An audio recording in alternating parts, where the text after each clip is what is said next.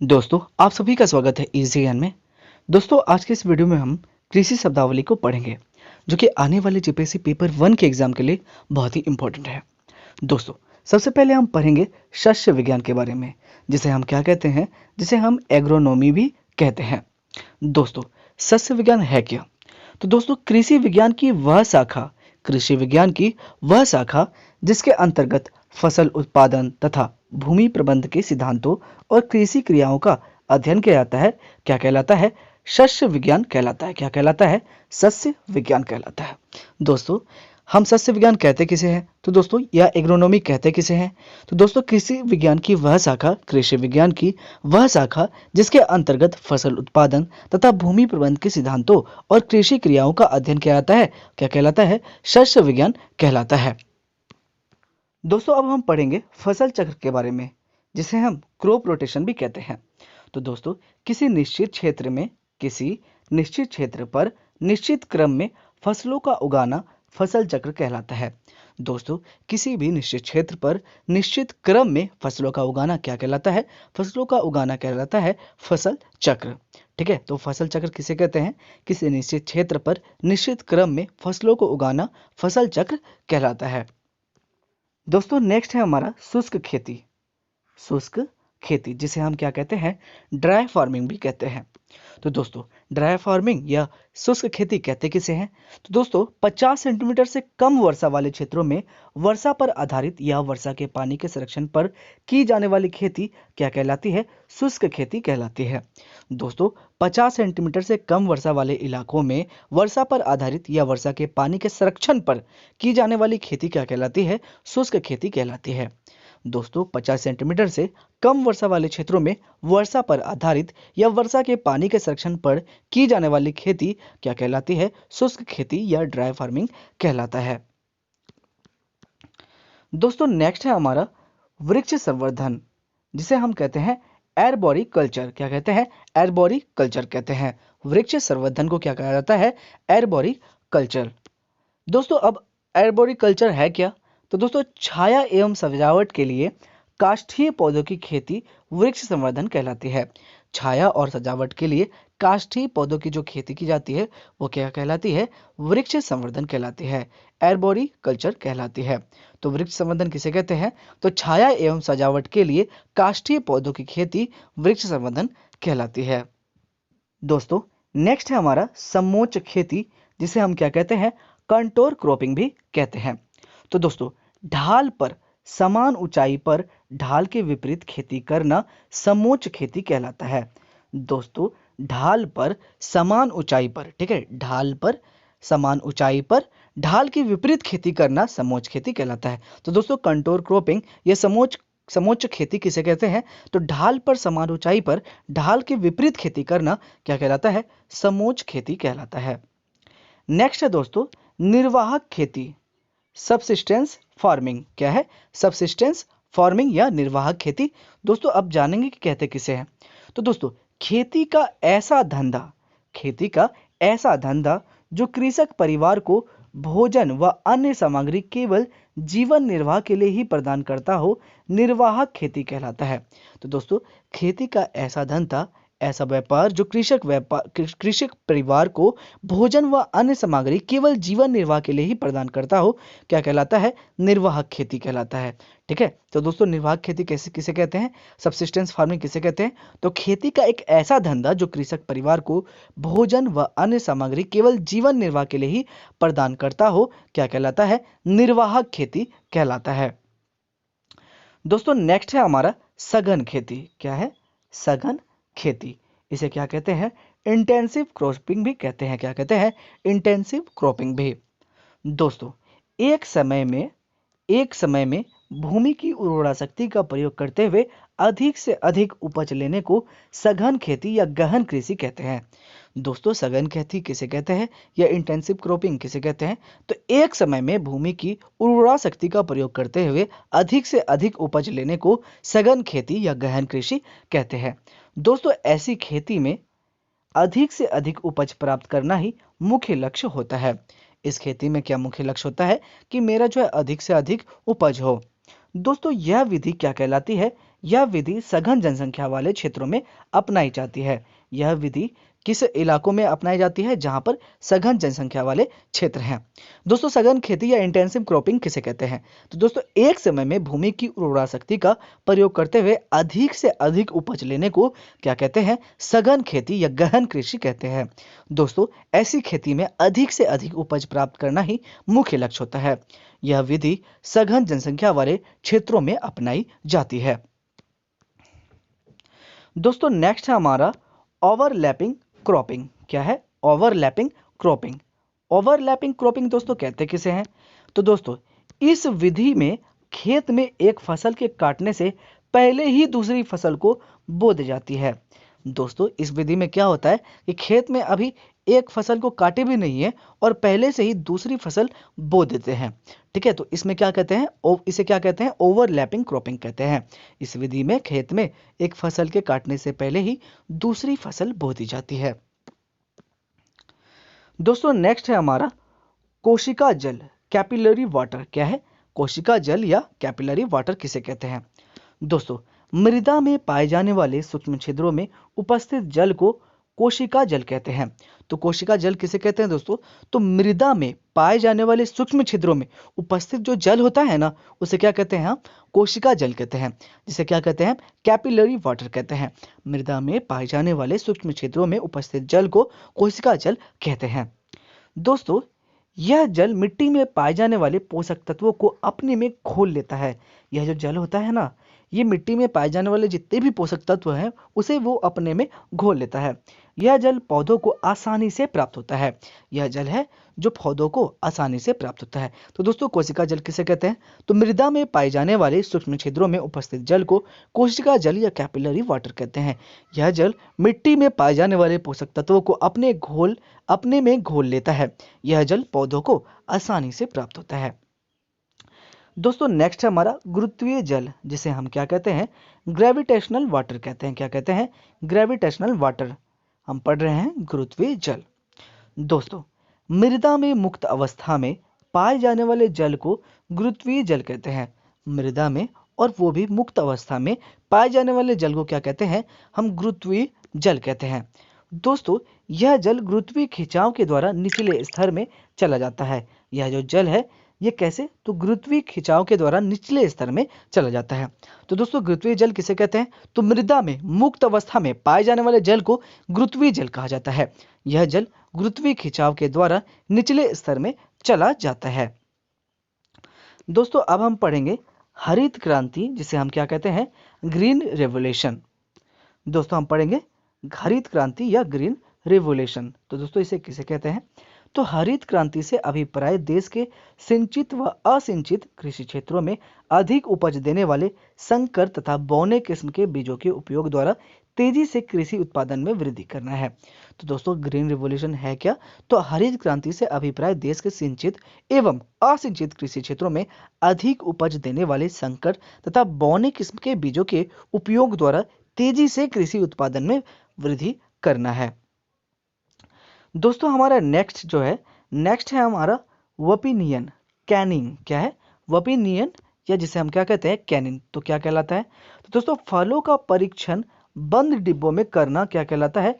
वोपिनियन कहलाता है। क्या कहलाता है? वोपिनियन। तो फलों का परीक्षण जो है, अगर हम बंद डिब्बों में कर रहे हैं तो वो क्या कहलाता है? वोपिनियन कहलाता है। फलों का परीक्षण बंद डिब्बों में करना क्या कहलाता है? वोपिनियन, जिसे हम कैनिंग भी कहते हैं। नेक्स्ट हमारा कृत्रिम खेती, जिसे हम कहते हैं आर्टिफिशियल गार्डनिंग। दोस्तों, कृत्रिम खेती कहते किसे हैं?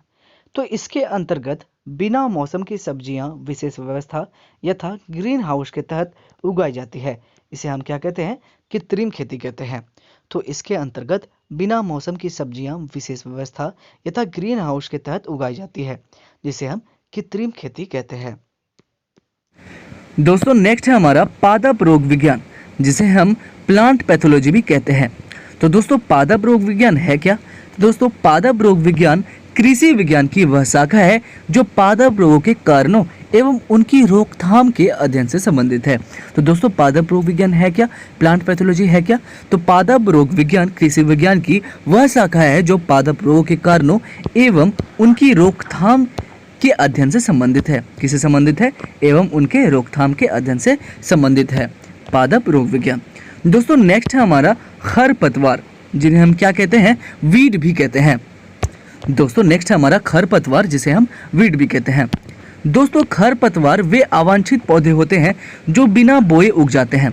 खरपतवार वो अवांछित पौधे होते हैं जो बिना बोए ही क्या होते हैं? उग जाते हैं, और जिनकी उपस्थिति लाभ की तुलना में हानिकारक होती है। जिनकी उपस्थिति लाभ की तुलना में हानिकारक होती है। दोस्तों खरपतवार वे अवांछित पौधे होते हैं जो बिना बोए ही उग जाते हैं, और उनकी उपस्थिति होने से, इनकी प्रेजेंस होने से लाभ नहीं बल्कि हानिकारक होता है। तो दोस्तों ये था हमारा खरपतवार। दोस्तों नेक्स्ट है हमारा फर्टिगेशन, जिसे हम इंग्लिश में फर्टिगेशन ही कहते हैं। दोस्तों फर्टिगेशन है क्या? दोस्तों सिंचाई जल के द्वारा पौधों को उर्वरक देना क्या कहलाता है? फर्टिगेशन कहलाता है।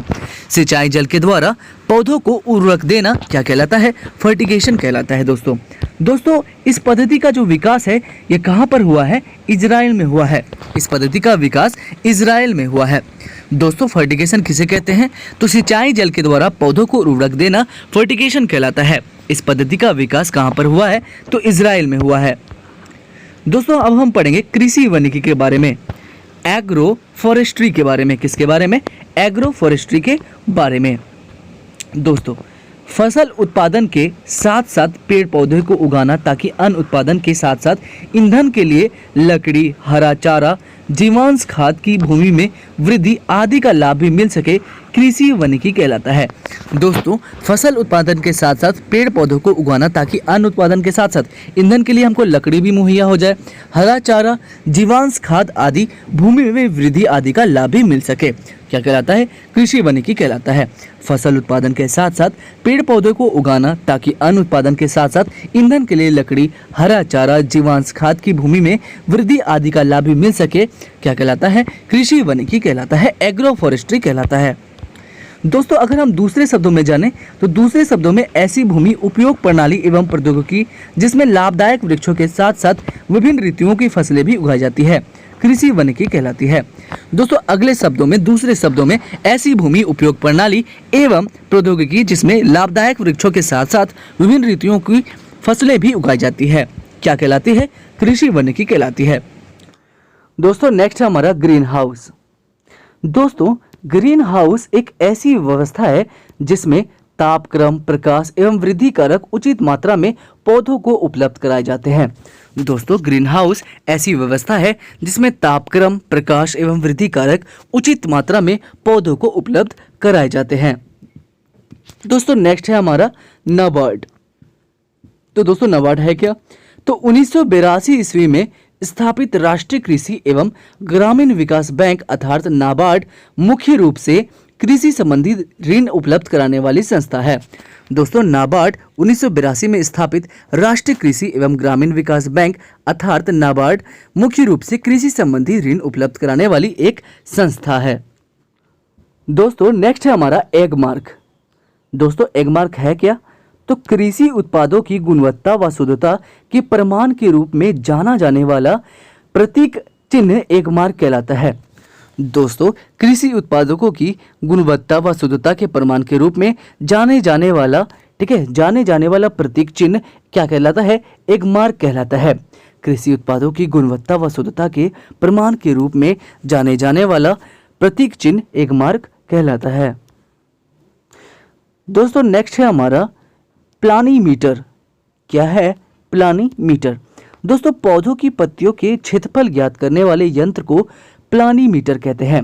पौधों की पत्तियों के क्षेत्रफल ज्ञात करने वाले यंत्र को, ठीक है, पौधों के पत्तियों के क्षेत्रफल ज्ञात करने वाले यंत्र को क्या कहते हैं? हम प्लानीमीटर कहते हैं। दोस्तों नेक्स्ट है हमारा tropical legume 3। Tropical legume 3 TL3 है क्या दोस्तों? तो दोस्तों यह उपसहारा एवं दक्षिण एशिया, भारत सहित 6 देश के छोटे कृषकों को कृषि पद्धति का महत्वपूर्ण हिस्सा है। दोस्तों यह उपसहारा एवं दक्षिण एशिया, भारत सहित 6 देश के छोटे कृषकों की कृषि पद्धति का महत्वपूर्ण एक हिस्सा है। दोस्तों माइक्रोसॉफ्ट कंपनी के प्रमुख बिल गैट्रा के सहयोग से चलाई जाने वाली इस योजना का उद्देश्य उपसहारा तथा दक्षिण एशिया के अर्धशुष्क क्षेत्रों में फलीदार फसलों की उत्पादकता में वृद्धि कर इस क्षेत्र के छोटे कृषकों के जीवन स्तर में सुधार करना है। दोस्तों नेक्स्ट है हमारा कैप कॉमन एग्रीकल्चर पॉलिसी। तो दोस्तों ये पॉलिसी है क्या? तो यूरोपीय समुदाय द्वारा कृषि क्षेत्र में एक साझा नीति को अपनाया गया है, जिसे क्या कहा गया है? कैप कहा गया है। तो कैप जो है यूरोपीय समुदाय द्वारा कृषि क्षेत्र में एक साझा नीति को अपनाया गया है, जिसे क्या कहते हैं? हम कैप कहते हैं। दोस्तों नेक्स्ट हमारा ग्रीन बॉक्स। ये ग्रीन बॉक्स है क्या? तो कृषि के क्षेत्र में दी गई ऐसी अर्थ सहायताएं जिनसे व्यापार में कोई विकृति नहीं होती है, ग्रीन बॉक्स सहायताएं कहलाती है, जैसे कृषि अनुसंधान, पौधे संरक्षण उपाय आदि। विश्व व्यापार संगठन के नियम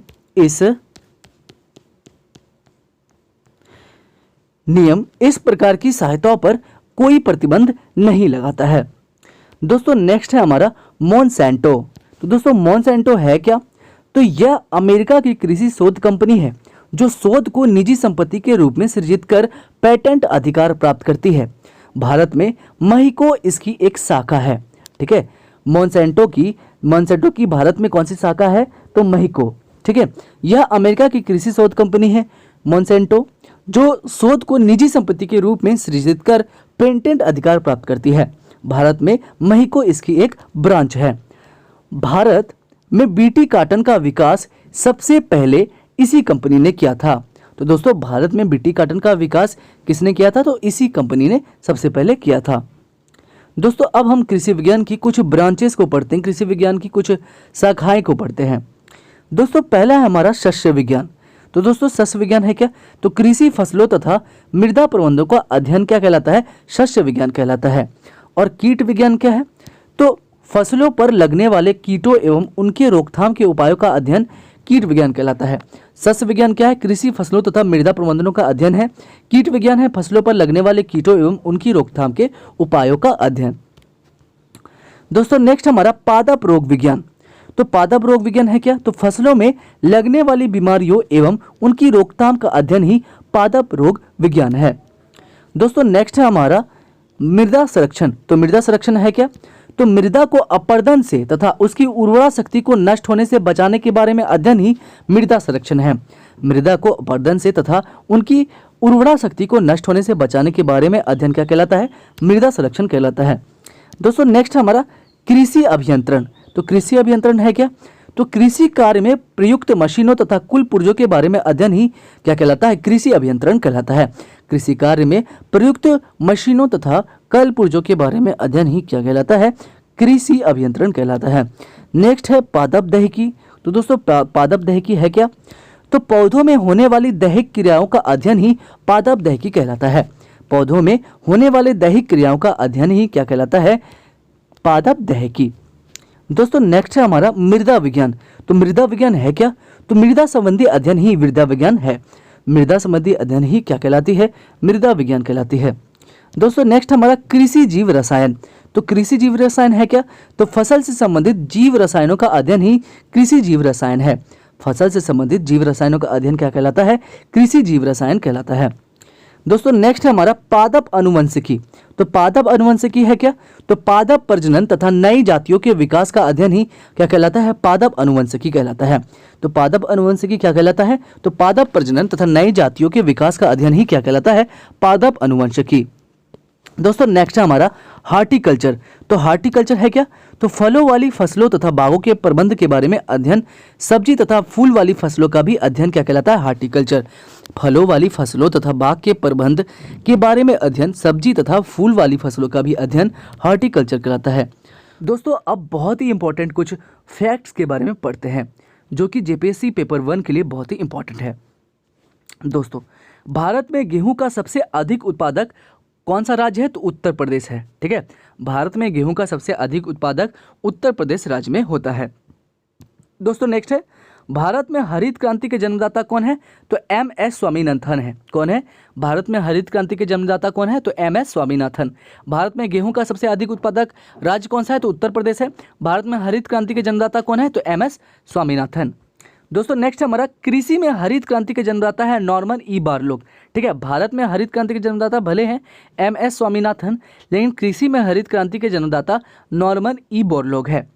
दोस्तों अगर हम आगे पढ़े तो हरित क्रांति से सर्वाधिक लाभान्वित होने वाले प्रदेश हैं पंजाब, हरियाणा एवं पश्चिम उत्तर प्रदेश। दोस्तों, हरित क्रांति से सर्वाधिक लाभान्वित होने वाले प्रदेश कौन से हैं? पंजाब, हरियाणा एवं पश्चिम उत्तर प्रदेश। दोस्तों, अगला है भारत में सोयाबीन का सबसे बड़ा उत्पादक राज्य मध्य प्रदेश है। भारत में सोयाबीन का सबसे बड़ा उत्पादक राज्य कौन सा है? तो मध्य प्रदेश। इस कारण मध्य प्रदेश को भारत का सोया प्रदेश भी कहा जाता है। भारत का सोया प्रदेश किसे कहा जाता है? मध्य प्रदेश को। ठीक है दोस्तों, नेक्स्ट है मक्का में जीन नामक प्रोटीन पाई जाती है। तो मक्का में क्या पाया जाता है? तो जीन नामक प्रोटीन। मक्का में ही जीन नामक प्रोटीन पाया जाता है। मिलीबग क्या है दोस्तों? तो मिलीबग जो है सरसों की फसल से संबंधित है। मिलीबग जो है ये किससे संबंधित है? सरसों की फसल से संबंधित है। नेक्स्ट है आलू का कृष्णकांत रोग ऑक्सीजन की कमी से होता है। आलू में जो कृष्णकांत रोग होता है वो किसकी कमी से होता है? तो ऑक्सीजन की कमी से। नेक्स्ट है गंधी कीट। तो दोस्तों, गंधी बग का संबंध धान की फसल से है। गंधी कीट या गंधी बग का संबंध किससे है? धान की फसल से। नेक्स्ट है गुलाबी कीट या पिंक बॉल वर्म कपास से संबंधित है। गुलाबी कीट या पिंक बॉल वर्म जो है ये किससे संबंधित है? कपास से संबंधित है।